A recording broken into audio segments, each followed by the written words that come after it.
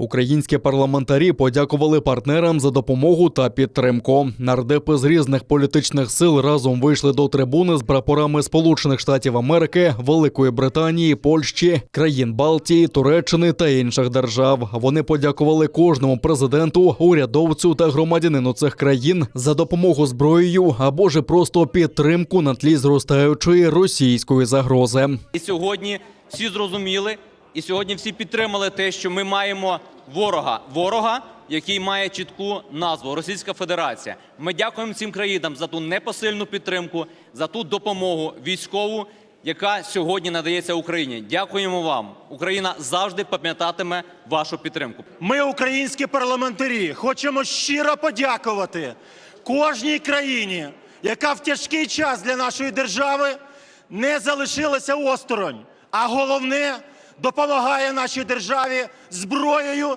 для того, аби окупант знав, ми будемо зустрічати його в кожному селі, в кожному районі і в кожному місті.